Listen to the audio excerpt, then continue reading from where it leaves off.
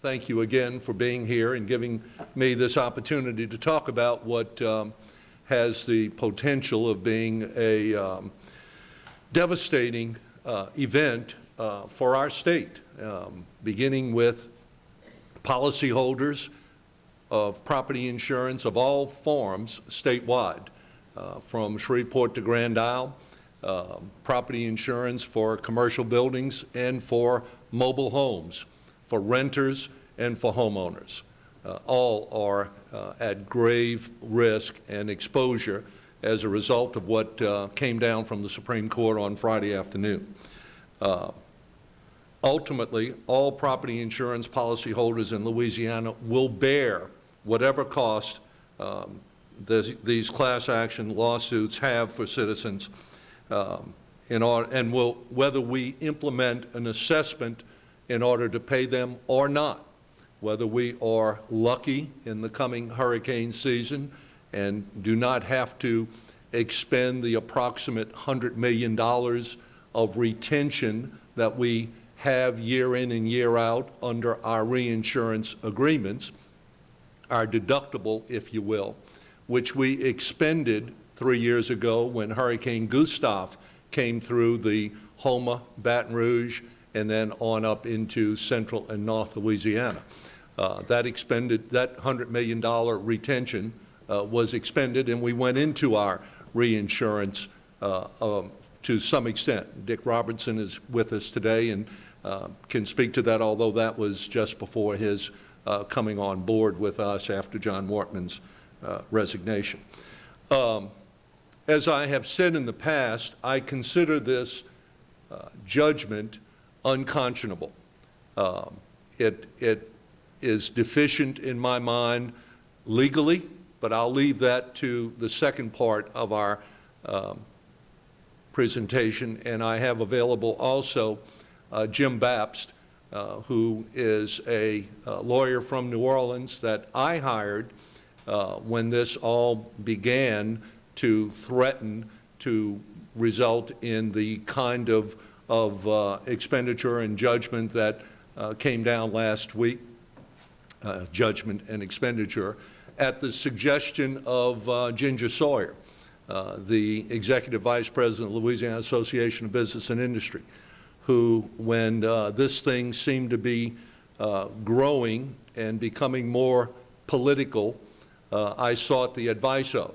And she told me that if she needed a lawyer, she would have gone to Jim Bapst, and so I did that. And Jim is here today. He's been counsel of record in the litigation, although not doing the actual oral arguments to the Court of Appeals, which were successful, and to the Supreme Court, which, you know, we lost on a 4-3 vote last week.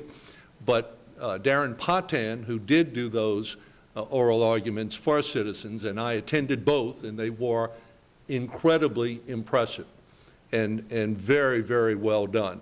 Mr. Potan had neck surgery last week and would be with us today with Jim, if not for the fact that he can't travel for fear of getting hit by one of our not-so-good drivers on the roads in Louisiana and put back on the operating table. But Jim is fully capable of answering any and all questions. I've asked, have we distributed those dissent opinions? I've asked that those be handed out. I read them last night. They're a page and a half each. And frankly, that's all you need to know about the legal issues. I'll come back to that, as I said, afterwards. But it's very straightforward, very short, and easy to comprehend from even a layman's point of view what the issue at hand is. And that gets down to, I'll go that far and say, gets down to, does one price, the maximum penalty for each claim filed for Rita and Katrina losses, entitle that claimant to the maximum penalty allowed under law, $5,000. That's what the Supreme Court awarded.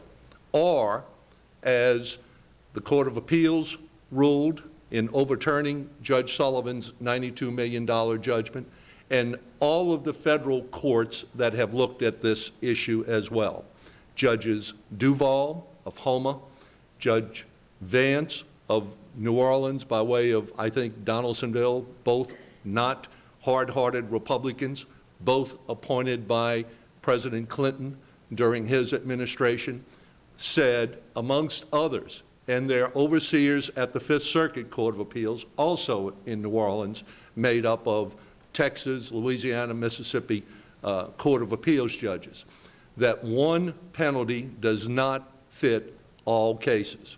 1 day late does not equate to 1 year late, so that what citizens may have done in violation of the law, as my company did in adjusting my private sector insurance claim in not complying with the speedy claims handling statute, did not lend itself to class action settlement and maximum penalty. That's the whole issue, but we'll leave that to you for the end. What concerns me most about this judgment is not the fact that we could empty our treasury and spend $200 million and pay a handful of politically connected lawyers tens of millions of dollars. That's very offensive to me as a taxpayer, as a public official, as a parent and grandparent of young people that I want to see live and grow up and make their lives and their livelihoods in Louisiana, not the same old Louisiana that is known worldwide for its political favoritism, if not corruption. And this judgment sends a message worldwide that Louisiana is still the same old Louisiana. And I'm fearful will have a very chilling effect on our ongoing insurance market recovery that is my responsibility. In addition to that, I'm very concerned about what effect this will have across the lake in the halls of the legislature. When North Louisiana legislators are told by their constituents, why are we paying bonuses, Christmas gifts, not to mention exorbitant legal fees, for folks who access their coverage from the state-sponsored residual market that we're responsible for, we're at risk for? Why should they get a $5,000 gift at our expense when the courts rightly said we should not get that via a class action lawsuit? Those private insurers, out-of-state companies, had the right to remove their cases against them when similar class actions were attempted against private insurers to the federal courts, where all of the federal courts said not only no, but hell no. Those North Louisiana policyholders and voters and taxpayers have a legitimate reason to ask legislators, why is this being allowed to go on and to happen to us? As to the money, Citizens does have about $200 million on hand. I was asked by a businessman in Jefferson Parish last Thursday evening at the Tom's-Picayune Christmas party, is that true? Citizens has $200 million in the bank? And I said, yeah, why would you ask that though?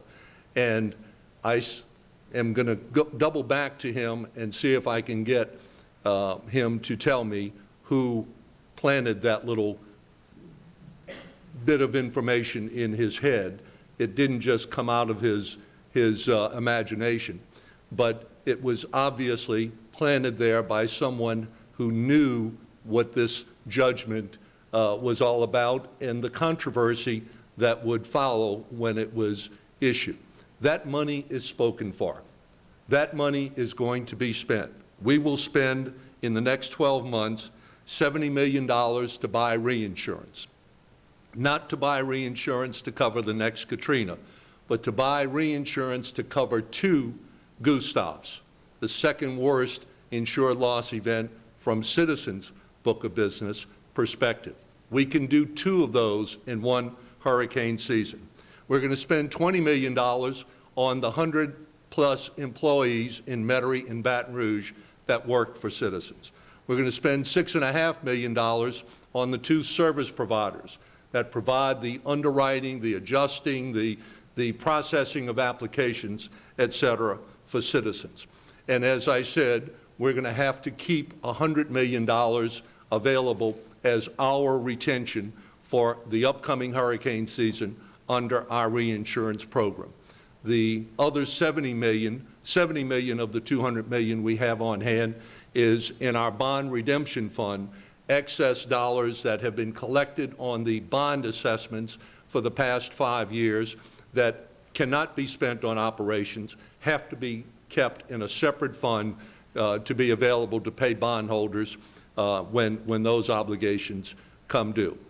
At our last board meeting, we talked about accessing some of that money to do a refinance of the outstanding bonds in order to get a less expensive interest rate on those bonds that are available to be refinanced. What I wanted to share with the population of our state, all of the taxpayers who are ultimately at risk, is what I consider to be unconscionable decision rendered by the Supreme Court last week against Louisiana Citizens Property Insurance Corporation, the state-sponsored market of last resort that was hit with a over $100 million class action judgment for untimely claims, initiation of claims adjusting in the aftermath of Hurricanes Rita and Katrina in 2005. A situation that applied to every insurer doing business in our state, mine included, that did not begin the adjustment process for my claim when a pine tree fell on my home within the time limits allowed, but those insurers from out of state were able to remove these class action lawsuits that were filed by ambitious trial lawyers to federal court, and all of them were rejected by Louisiana federal district judges who said one fine, one penalty does not apply to every case. Our Supreme Court said a maximum under the law $5,000 fine applies to every claim that wasn't initiated within 60 days, whether it was 1 day late or 1 year late. And the minority, 3 of the 7 judges, said that, like the federal court said, that's not what the law is intended to do, that each late claim should be individually assessed and penalty appropriate to the lateness applied, but not a class action $100+ million judgment that could grow to $200 million and pay the handful of politically connected lawyers tens of millions of dollars for having found this bird nest on the ground for themselves. Take us back to the days of Katrina and Rita and tell us what the issue is. The issue is, did any company, and the answer is no, comply with the penalty provisions contained in the law for timely claims adjusting after Rita and Katrina? We went through Gustav 3 years ago, the second worst event in the history of Citizens in the state of Louisiana, insured loss event. And we paid all our claims in a timely fashion. No one even filed such a class action lawsuit, though if we had not done it, they could have.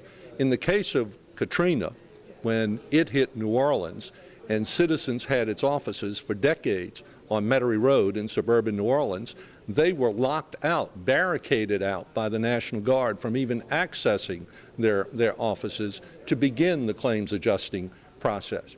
They got escorted by my predecessor past the National Guard sentries to retrieve their hard drive, to come here to Baton Rouge to set up shop, and it took them a while to get office space because everybody from New Orleans was trying to get office space in New Orleans in those days to begin the process.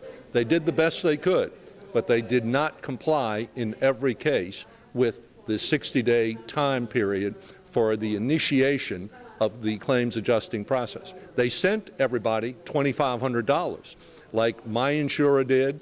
I went to a tent at Corsian Airline here in Baton Rouge to get my $2,500 advance from my insurer, Travelers. Citizens did the same thing, and for all of its affected policyholders. But the majority on the Supreme Court said that's not good enough. Everybody gets an extra $5,000 at the expense, first, of every other policyholder in the state, and secondly, ultimately, the taxpayers of the state of Louisiana. You mentioned that you felt that this was unfair for several reasons, and you also mentioned people in North Louisiana. Explain that. Surely. The greatest exposure insured by Citizens is for coastal exposure. Folks that live in Cameron Parish, in St. Bernard Parish, in Port Fourchon, where the Loop offshore port is housed. And folks have to live there. They either make a living fishing or working offshore or teaching the children of those people who are employed in those occupations, in those jobs. And it's very difficult to get private insurers to insure property on Holly Beach or Grand Isle or Venice, Louisiana, right on the coast. Difficult, not impossible, getting better each day, but we're always going to have the need for a residual market. There are properties in North Louisiana too far from fire protection that are going to need and do get coverage. 1,000 in Caddo Parish in Shreveport, 1,000 in Ouachita Parish in Monroe that get their coverage because they can't get it in the private sector from the market of last resort. 5% of our total statewide insurance market is insured through Citizens, at the risk of the other 95% who are subject to having their policies assessed to pay any shortfalls that are incurred, as with Katrina, for the market of last resort doing its insurance business. That's fine. That's how it should work. That's how it does work. What shouldn't happen is this bird nest on the ground for a couple of politically connected lawyers to profit at the expense of all those other 95% of the policyholders who bear the risk for that residual market. Would you characterize this as a lawsuit abuse? No question. It's the poster child, as the treasurer said in one of our, no, I'm sorry, as one of the legislative members of our board of directors of Citizens identified it as the poster child for lawsuit abuse in Louisiana. It cries out for reform. I tried to do it legislatively and was shut down in the session 2 years ago when I tried to present such legislation. You mentioned the judgment of over $100 million. How much of that will be attorney fees? Well, that hasn't been decided by the court, but I can assure you it would be tens of millions of dollars. And as we also said, that's the initial amount of the judgment. The probable amount is closer to $200 million when all of the claims are actually counted and $5,000 given out to each one of them. And the attorney's fees will be based a percentage of that higher number that will ultimately be awarded. And my guesstimate is $40 million of attorney's fees to 3 or 4 lawyers. Once the Louisiana Supreme Court rules, as it has in this case, is there any recourse? Yes, there is an opportunity for rehearing. That deadline to ask is next month. Our lawyers will be asking for that rehearing. There is a long shot constitutional issue also to be raised that might lend itself to a federal court avenue for us to pursue. But that's a reach. Generally, issues of torts like these are decided on the state level. You mentioned the possibility of an assessment to pay these judgments. Who would pay that assessment? Every policyholder, from the renter in Shreveport to the mobile home owner to the homeowner in New Orleans to the commercial high-rise building or hotel in Alexandria or Monroe. Every property insurance holder, every insured on every property insurance policy statewide is subject to that assessment.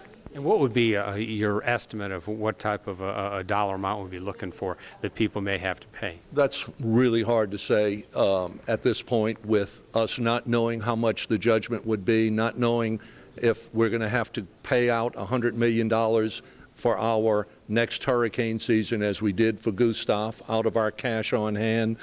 We didn't this past year. The wind didn't blow, as they say, so we got by without having to pay our retention or deductible, as a layperson would refer to it, under our reinsurance policy.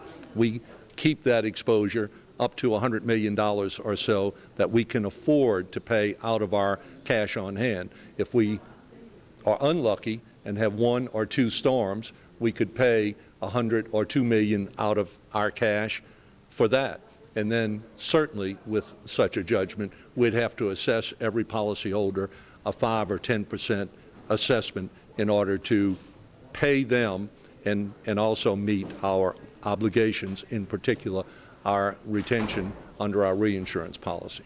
After working on this for a number of years, what's your conclusion? What's your feeling?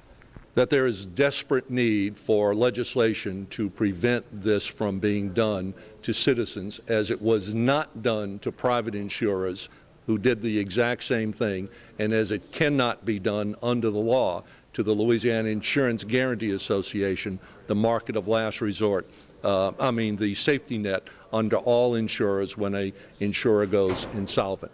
If people have questions or like more information about this, what should they do? Please contact us at 1-800-259-5300. We'd be happy to hear from any of your viewers who are concerned about this abuse and want to speak to us about it. We have counselors who can explain in detail what's going on, or I'm happy to hear from them and talk to them myself.